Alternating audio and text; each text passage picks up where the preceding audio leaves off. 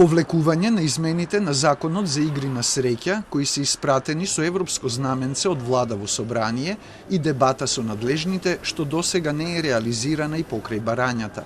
Ова го побараа на денешниот брифинг од Асоциацијата на спортски обложувалници, од каде рекоа дека доколку се усвојат измените, 98% од обложувалниците ќе бидат затворени, над 10.000 вработени ќе останат без работа, а околу 250 милиони евра на годишно ниво ќе биде дупката во државниот буџет, што се полни од оваа дејност. Од Асоциацијата укажаа и на други последици по економијата, доколку поминат законските измени правени по примерот на Албанија. Тоа ќе значи отварање на црн пазар, сива економија, се она што не го сакаме ќе се случи на нашиот пазар, како што го имаме во примери во земји кои што тоа го применија. А тие примери се блиску до нас.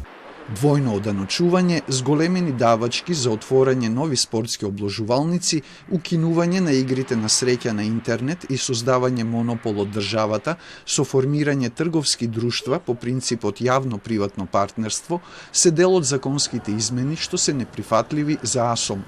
Оттаму како неосновани ги отфрлаат тврдењата на здруженија дека постојниот закон не се почитува и дека треба обложувалниците да бидат најмалку на растојание од 500 метри од училиштата, како што стои во измените. Илиевски вели дека ја почитуваат забраната за малолетници согласно членот 21 од законот. Сметаме дека тоа е доволна мерка која што може да се подобри во насока доколку смета законодавецот да се зголеми евентуално казната, да се вклучи и другата страна во процесот доколку е затекната на самото платно место, тука зборувам за малолетникот и родителот старателот. Препорака од Европската комисија е да се организираат едукативни програми за граѓаните, за да се разбере зошто не треба да се користат услугите на приредувачите на игри на среќа, дополни Илиевски.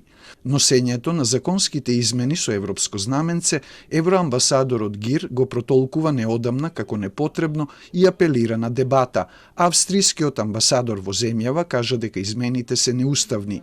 Од владата засега нема одговор за средба со представници од АСОМ.